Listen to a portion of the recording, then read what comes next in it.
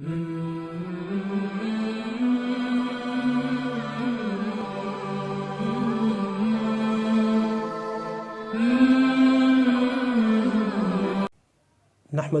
ونصلي على رسوله الكريم اما بعد فاعوذ بالله من الشيطان الرجيم بسم الله الرحمن الرحيم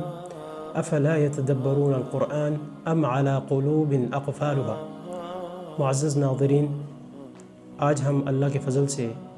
آپ حضرات کے سامنے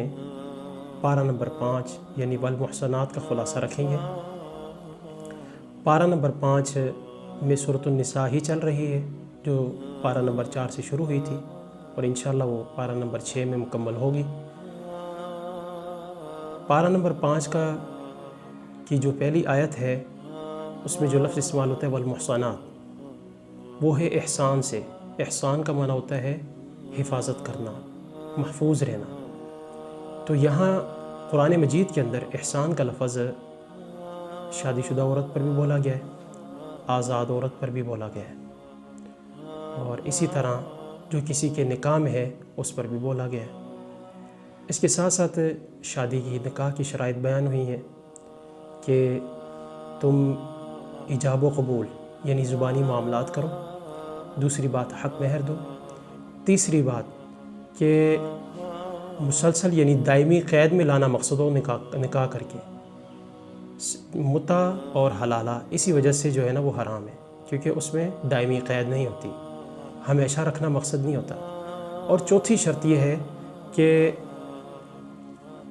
کوئی چھپی یاری، چھپا تعلق نہ ہو، ولی بھی موجود ہو، گواہ بھی موجود ہوں، اور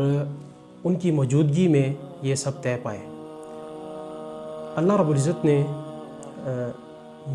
محرمات کا ذکر کر کے اور جو عارضی ہیں، ابدی ہیں، اور جو اصول وغیرہ خواتین کے حوالے سے ذکر کیے ہیں، اس کا مقصد اللہ رب العزت نے یہ بیان کیا کہ اللہ رب العزت چاہتا ہے کہ تمہیں ہدایت دے، اور دوسرا مقصد یہ ہے کہ تم کہیں خواہشات کے پیچھے چلو اور اپنا نقصان کر بیٹھو، ایسا نہ ہو تمہارے ساتھ۔ اور اللہ یہ بھی چاہتا ہے، تیسرا فائدہ، کہ اللہ تعالیٰ تمہارے ساتھ نرمی والا معاملہ کرے، تخفیف والا معاملہ کرے۔ اس کے بعد اللہ رب العزت نے تجارت اور لین دین کے معاملات کا ذکر کیا کہ دھوکے سے، فراڈ سے دوسرے مسلمان بھائی کا مال نہیں کھانا۔ یہی وجہ اللہ کے نبی صلی اللہ علیہ وسلم نے فرمایا جو جھوٹی قسم کھا کے اپنا مال بیچتا ہے یا کسی کا مال دباتا ہے تو اللہ سے اس حالت میں ملے گا کہ اللہ اس پر سخت ناراض ہوگا۔ اس کے بعد اللہ رب العزت نے ایک آپس کے تعلقات کا اصول بیان کیا ہے کہ درجہ بندی اللہ کی طرف سے ہے۔ کوئی بادشاہ ہے تو کوئی رعایا، کوئی فقیر ہے تو کوئی امیر ہے، اور اسی طرح کوئی افسر ہے، کوئی اس کا ماتحت ہے۔ تو یہ تقسیم اللہ کی طرف سے ہے۔ دوسرے کے ساتھ حسد نہ کریں، کیونکہ یہ اللہ رب العزت کے اصول کے ساتھ بغاوت اور جنگ ہے، اور اللہ رب العزت کے اس فیصلے کو تسلیم کیا جائے، اس درجے کو تسلیم کیا جائے۔ اور اسی درجے کا نتیجہ ہے کہ مرد کو اللہ رب العزت نے گھر کے اندر عورت پر حاکم بنایا ہے، اور اس کی وجہ یہ بیان کی ہے کہ مرد خرچ کرتا ہے، اور یہ اللہ رب العزت کی طرف سے اسے یہ فوقیت ملی ہے۔ اور نیک عورت کے اوصاف بیان کیے ہیں اللہ رب العزت نے قرآن مجید کے اندر کہ وہ فرما بردار ہوتی ہے، تابع دار ہوتی ہے، اور اس طرح خاوند کی غیر موجودگی میں اپنی عزت، عصمت اور گھر اور بچوں کی حفاظت کرتی ہے، تو کسی اور کو آنے نہیں دیتی، کسی غیر محرم کو۔ اور نبی کریم صلی اللہ علیہ وسلم نے بھی ایسی عورت کے بارے میں ذکر کیا کہ یہ بہترین ہے کہ جسے دیکھ کر خاوند خوش ہو جائے، وہ خاوند کی اطاعت کرے، خاوند کی بات مانے، اور اس کے ساتھ ساتھ خاوند کی غیر موجودگی میں اس کے گھر کی آبرو اور عزت کی حفاظت کرے۔ معزز ناظرین، اگر اس سب کے باوجود ان دونوں کے درمیان ناچاکی ہو جاتی ہے اور چلنا مشکل ہو جاتا ہے تو قرآن نے اس کی بھی اصول بیان کیے کہ ڈائریکٹ طلاق پر نہ آیا جائے، بلکہ سب سے پہلے اسے واعظ و نصیحت کی جائے، سمجھایا جائے۔ سمجھانے پر سمجھ نہیں آ رہی، بطور سزا اس کا بستر الگ کر دیا جائے، اس کے ساتھ ازدواجی تعلقات قائم نہ کیے جائے۔ اس سے بھی کام نہیں چلتا تو پھر انہیں مارا جائے، لیکن یہ مار وحشیانہ نہ ہو، ہڈی پسلی ایک نہ کر دی جائے۔ یہی چیز اللہ کے نبی صلی اللہ علیہ وسلم نے خطبہ حجۃ الوداع میں بیان کی تھی۔ اور اگر پھر بھی بات نہیں بنتی تو پھر بھی طلاق کی طرف نہ آیا جائے۔ چوتھا اور آخری حل یہ ہے کہ بھی خاوند اور بیوی دونوں خاندانوں سے ایک منصف اور ایک عادل آدمی لے لیا جائے جو غیر جانبدار ہو، اور پھر جو وہ فیصلہ کر دیں تو اس پر سب راضی ہوں، میاں بیوی، اور اللہ رب العزت نے فرمایا کہ اگر کوئی خیر کا ارادہ ہوگا تو اللہ رب العزت اس صلح کا ارادہ ہوگا تو اللہ رب العزت ان کے درمیان توفیق ڈال دے گا۔ اس کے بعد اللہ رب العزت نے چند افراد کا ذکر کیا ہے کہ ان کے حقوق ہیں، جن کے اندر اللہ رب العزت نے سب سے پہلے اپنا ذکر کیا ہے کہ میری ہستی کی عبادت کرنی ہے، اور اس کے ساتھ ساتھ جو والدین ہیں، اللہ کے بعد والدین ہیں، والدین کا خیال رکھنا ہے، ان کی اطاعت کرنی ہے، نافرمانی نہیں کرنی، یتیم بچوں پر احسان کیا جائے، اور اس کے ساتھ ساتھ غریب اور مساکین کا خیال رکھا جائے، پڑوسی کے ساتھ اچھے تعلقات رکھے جائیں اور ان کے حقوق پورے کیے جائیں، اگر سالن پکایا ہے تو پانی زیادہ کر لیا جائے اور ان تک پہنچا دیا جائے۔ مسافر بھلے اپنے گھر میں کروڑ پتی ہو، اپنے علاقے میں مالدار ہو، صاحب اثر ہو، لیکن وہ سفر کے اندر اس کے ساتھ مشکلات پیش آتی ہیں، لہٰذا اس کی جی بھر کے خدمت کی جائے، ملازم اور خادم پر بھی خرچ کیا جائے، اور عہدے اور مال کے تکبر میں آ کر معاشرے کے کمزور طبقات کا خیال نہ رکھنا، یہ اللہ رب العزت کو قطعاً پسند نہیں ہے، اور اللہ رب العزت نے اس کا اظہار اسی مقام پہ کیا ہے۔ اس کے بعد اللہ رب العزت نے مسجد میں حاضر ہونے کے آداب کا ذکر کیا ہے کہ مسجدیں اللہ رب العزت کی عبادت کے لیے ہیں، نشے میں نہ آیا جائے، صاف ستھرا رہا جائے، اور اگر پانی نہیں ملتا تو پھر تیمم کیا جائے۔ اس کے بعد اللہ رب العزت نے منافقین کو اسلام کی دعوت دی کہ تم جو ہے نا کسی قسم کی مصیبت آنے سے پہلے، آسمانی آفت آنے سے پہلے، یا اس سے پہلے کہ تمہارے چہرے مسخ کر دیے جائیں، بگاڑ دیے جائیں، تم اس سے پہلے ہی ایمان لے آؤ اللہ اور اس کے رسول پر، اور اسلام اور اللہ اور اس کے رسول کی بات مانو۔ اس کے بعد اللہ رب العزت نے عہدے اور مناصب کے حوالے سے امانتوں کا ذکر کیا کہ جو عہدے اور منصب کے لائق ہے وہ امانت ان کے سپرد کر دو، انہیں فائز کر دو، اور امانت میں خیانت نہ کرو۔ یہی وجہ ہے کہ اللہ کے نبی صلی اللہ علیہ وسلم نے ایک موقع پر ارشاد فرمایا تھا کہ ایک شخص ایک چادر اس پر جہنم کی آگ بنی ہوئی ہے اور لپٹی ہوئی ہے اس کے گرد آگ کی شکل میں، کہ جس نے مال غنیمت کی تقسیم سے پہلے اس چادر کو چرایا تھا۔ تو امانتوں کے یعنی خیال کا حکم دیا گیا ہے، پاسداری کا حکم دیا گیا ہے، اور اس کے ساتھ ساتھ اس کے بعد اللہ رب العزت نے اپنی اطاعت اور رسول کی اطاعت اور اولو الامر کی اطاعت کا حکم دیا ہے۔ اولو الامر سے مراد حکمران ہیں اور علماء بھی ہیں۔ اولو الامر کی اطاعت مشروط ہے، یعنی اگر وہ اللہ اور اس کے رسول کے فیصلوں کے مطابق، قرآن و حدیث کے مطابق اگر کوئی فیصلہ کریں گے تو ان کی بات مانی جائے گی، اطاعت مشروط ہے۔ اگر وہ ایسا نہیں کریں گے تو پھر ان کی بات مانی نہیں جائے گی۔ لیکن اس کا یہ مطلب قطعاً نہیں ہے کہ حاکم وقت کے خلاف آپ بغاوت کریں، آپ جو ہے نا وہ اعلان جنگ کر دیں، یا انہیں آپ جو ہے نا وہ طاغوت کہیں، یا آپ کافر کہیں۔ اس چیز کی اسلام اجازت نہیں دیتا۔ موجودہ جو جمہوریت ہے اس کے اندر بالخصوص جو سب سے بری شکل ہے وہ ہے اپوزیشن کی۔ اپوزیشن موجودہ حکومت کو ایسے پیش کرتی ہے جیسے وہ کوئی کافرانہ نظام ہو، منافقانہ نظام ہو، اور اس کی کوئی حیثیت نہ ہو۔ تو یہ جو رویہ ہے، یہ رویہ قرآن و سنت کے منافی ہیں۔ ان کی اصلاح کرنی ہے تو اچھے سے اچھا، مناسب سے مناسب طریقہ کار اختیار کیا جائے، اور اچھے سے اچھا پلیٹ فارم اختیار کیا جائے۔ بعض لوگ اس سے دلیل لیتے ہیں جی اولو الامر سے مراد علماء ہے اور علماء کی تقلید ہے۔ بات یہ ہے کہ یہاں بھی ہم دیکھیں گے کہ علماء کی جو بات قرآن و حدیث کے مطابق ہے، فردوہ الی اللہ والرسول، تو ہم اسے لے لیں گے، اگر مطابق نہیں ہے تو ہم اللہ اور اس کے رسول کی طرف لوٹا دیں گے اور وہاں سے لیں گے۔ نبی کریم صلی اللہ علیہ وسلم کی چونکہ یہ حیثیت ہے تو لہٰذا آپ کی ہر بات کو قول فیصل تسلیم کرنا یہ فرض ہے۔ آپ کے علاوہ کسی اور کے پاس فیصلہ نہ لایا جائے، اور اس کے بعد آپ جو فیصلہ کریں اس پر دل میں تنگی نہ ہو اور اسے پوری طرح تسلیم کیا جائے، اس بات کا حکم ہے اس پارے کے اندر۔ اس کے بعد اللہ رب العزت نے منافقین کا اسلام کے ساتھ جو تعلق ہے وہ ذکر کیا ہے کہ ظاہراً اپنا ایمان دکھاتے ہیں لوگوں کو اور فیصلہ طاغوت کی طرف لے کر جاتے ہیں، اور جبکہ ان کو حکم یہ دیا گیا تھا کہ آپ طاغوت کی جو ہے نا وہ کیا کریں، نافرمانی کریں، اور ان کا یہ رویہ بتایا گیا کہ یہ جب آپ کو ملتے ہیں راستے میں تو منہ موڑ لیتے ہیں۔ اس کے بعد اللہ رب العزت نے انعام یافتہ لوگوں کا ذکر کیا ہے، ان میں نبی ہیں، صدیق ہیں، شہداء ہیں، صالحین ہیں،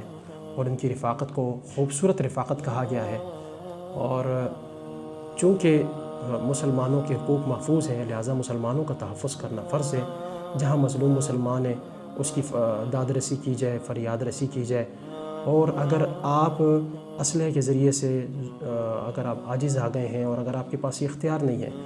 تو شریعت کہتی ہے کم از کم آپ دعا تو کریں، حدیث میں آتا ہے الدعاء سلاح المومن، دعا مومن کا ہتھیار ہے، لہٰذا کم از کم ان کے لیے دعا تو کی جائے، اور اس کے ساتھ ساتھ جو آپ کے پاس اسلحہ ہے، آپ کے پاس ساز و سامان ہے دفاع کا، اسے آپ لیس رہیں اور اپنا دفاع مضبوط کریں، اور حتیٰ کہ شریعت یہ ترغیب دلاتی ہے کہ آپ دوران نماز بھی اپنا اسلحہ نہ اتاریں۔ اللہ رب العزت نے یہ واضح کر دیا کہ اچھائی جو ہے وہ، اور اچھائی محض اللہ کا فضل ہے، اور برائی ہمارے گناہوں کا نتیجہ ہے۔ اس میں کوئی شک نہیں، شر اور خیر کا خالق اللہ ہے، لیکن شر کی نسبت اس کی طرف کرنا یہ سوء ادب ہی ہے۔ شر کی نسبت اپنی طرف کرنی چاہیے، جیسے ابراہیم علیہ السلام نے کہا تھا کہ جب میں بیمار ہوتا ہوں، بیماری کی نسبت اپنی طرف کی تو شفا وہ دیتا ہے، چونکہ شفا ایک حسن ہے، خیر ہے، تو اس کی نسبت اس کی طرف کر دی۔ اس دوران قرآن مجید نے یہ بھی بتایا اس بارے کے اندر کہ افواہیں پھیلانا اور ان پر کان دھرنا یہ ایک مسلمان کا کام نہیں ہو سکتا۔ مسلمان کا کام ہے کہ وہ پوری طرح تحقیق کرے۔ یہی وجہ ہے کہ اللہ کے نبی صلی اللہ علیہ وسلم نے فرمایا آدمی کے جھوٹے ہونے کے لیے یہی بات کافی ہے کہ وہ ہر سنی سنائی بات آگے کر دے۔ اس کے بعد اللہ رب العزت نے نیک کام کی سفارش کی ترغیب دی اور حکم دیا کہ جو نیک کام کی سفارش کرے گا اسے ثواب ضرور ملے گا، اور جو برے کام کی سفارش کرے گا اسے عذاب ضرور ملے گا۔ نبی کریم صلی اللہ علیہ وآلہ وسلم نے تبھی رغبت دلائی، آپ نے فرمایا اشفعوا فلتؤجروا، کہ دوسرے کی سفارش کیا کرو نیک کاموں میں، اور فلتؤجروا بدلے میں تمہیں کیا ملے گا؟ اجر ملے گا۔ اگر کہیں غلطی سے مسلمان کا تحفظ تو فرض ہے، اگر کہیں مسلمان غلطی سے قتل ہو جاتا ہے تو پھر اس کی دیت ہے۔ قرآن نے اس حوالے سے اصول ذکر کیے ہیں، جان بوجھ کر مسلمان کو قتل کرنا یہ تو انتہائی کبیرہ گناہ ہے، اور عبداللہ بن عباس رضی اللہ تعالیٰ عنہ یہاں تک قائل ہیں کہ وہ ہمیشہ جہنم میں رہے گا۔ تو اگر کوئی مقتول اس کا تعلق اسلامی معاشرے سے ہے تو پھر قاتل کے ذمہ ہے کہ وہ مومن غلام آزاد کرے اور مقتول کے ورثاء کو دیت دے۔ ورثاء اگر دیت معاف کر دے تو پھر یہ ان کی طرف سے صدقہ ہوگا۔ اسی طرح اگر مقتول کا خاندان کافر اور مسلمانوں کا دشمن ہے تو پھر قاتل کے ذمہ ہے کہ وہ مومن غلام کو صرف آزاد کرے، اور اگر مقتول کا خاندان کافر تو ہے لیکن مسلمانوں اور اس کے خاندان کے درمیان جنگ بندی کا معاہدہ ہے تو پھر حکم ہے کہ وہ مومن غلام بھی آزاد کرے اور اس کے ساتھ ساتھ مقتول کے ورثاء کو دیت بھی دے۔ دیکھیں جس کے پاس یعنی دیت کی طاقت نہیں ہے، غلام میسر نہیں ہے، قرآن حکم دیتا ہے کہ وہ تو ماں کے مسلسل روزے رکھے۔ اس کے بعد اللہ رب العزت نے یہ واضح کیا کہ دنیاوی مفاد کے لیے لوگوں کو اسلام سے خارج قرار نہ دیا جائے، اور ایک دفعہ اس طرح ہوا بھی تھا، تبھی یہ آیت نازل ہوئی کہ مسلمان کسی رستے میں تھے اور کسی چرواہے نے انہیں سلام کہا، مسلمانوں نے اسے کافر سمجھ کے قتل کر دیا۔ تو اللہ رب العزت نے پھر اس پر ڈانٹ پلائی، اور اللہ رب العزت نے پھر اس کے بعد مجاہدین کی فضیلت بیان کی اور جہاد کا حکم بیان کیا کہ یہ کبھی فرض عین ہوتا ہے، کبھی فرض کفایہ ہوتا ہے، کبھی مستحب ہوتا ہے۔ خیر فرض کفایہ ہو، فرض مستحب ہو، اس صورت میں جو مجاہدین جہاد کرنے والے ہوتے ہیں ان کا درجہ پھر بھی زیادہ ہے، اور اللہ رب العزت نے ان کے حدیث کے مطابق 100 درجات جو ہے نا وہ مقرر کیے ہیں۔ اور اس کے بعد اللہ رب العزت نے ہجرت کرنے کا حکم دیا ہے کہ کسی جگہ اگر ظالم ریاست ہے اور کافر ریاست ہے تو وہاں سے ہجرت کی جائے، اور جو ہجرت نہیں کرتا اور اس کے بعد کوئی کے پاس کوئی عذر بھی نہیں ہے تو شریعت اس پر اسے ڈانٹ پلاتی ہے اور سزا کا ذکر کرتی ہے۔ آخری چند عنوانات ہیں، ان میں یہ ہے کہ صلح ہی میں خیر ہے، میاں بیوی کے درمیان ہو، دو فریقین کے درمیان ہو، بہن بھائی کے درمیان ہو، بھائی بھائی کے درمیان ہو، بھائی اور کوئی اور مسلمان اس کے درمیان ہو، باپ بیٹے بیٹی ماں کے درمیان ہو، وہ صلح خیر۔ قرآن نے کہا ہے کہ صلح ہی میں بہتری ہے۔ ہمیں احساس اس وقت ہوتا ہے جب ہم سب کچھ لگا چکے ہوتے ہیں، عدالت تنگ آئی ہوتی ہے، جج تنگ آیا ہوتا ہے، اور اس کے ساتھ ساتھ پولیس تنگ آئی ہوتی ہے، جو وکلاء ہیں وہ تنگ آئے ہوتے ہیں، دونوں فریق تنگ آئے ہوتے ہیں، پھر آخر میں جی وہ کہتے ہیں کہ جی آپ صلح ہی کر لیں تو بہتر ہے۔ قرآن نے تو پہلے ہی کہہ دیا تھا کہ صلح کہیں بہتر ہے۔ اور آخری عنوانات میں سے ایک عنوان یہ ہے کہ شیطان مختلف ہتھ کنڈوں سے گمراہ کرتا ہے، کبھی آگے سے آ کے، کبھی پیچھے سے آ کے، کبھی وہ ہماری جو ہے نا وہ جو تخلیق ہے، ہماری شکل و صورت ہے اسے بدلنے کی بات کرتا ہے، کبھی وہ جانوروں کے کان کاٹ کے جو ہے نا انہیں یعنی مستقل چھوڑ دینے کی بات کرتا ہے۔ تو یہ اس کے یعنی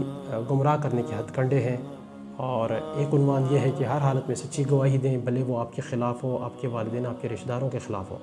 اور اللہ رب العزت نے آخر میں منافقین کی علامات اور انجام بیان کیے۔ منافقین کی علامات میں سے ایک علامت یہ بیان کی کہ اللہ کو دھوکہ دینے کی کوشش کرتے ہیں، نماز پڑھتے ہیں تو سستی سے اٹھتے ہیں، ذکر کم ہی کرتے ہیں، ایمان اور کفر کے درمیان متردد رہتے ہیں، مسلمانوں کو تکلیف پہنچے تو خوش ہوتے ہیں، مسلمانوں کو کوئی فتح ملے تو اسے اپنے یعنی اس کا کریڈٹ خود لینے کی کوشش کرتے ہیں۔ تو اللہ رب العزت نے فرمایا کہ بھئی یہ جو رویہ ہے جن لوگوں کا، یہ جہنم کے نچلے درجے میں ہوں گے، جو سب سے نیچے ہوگا۔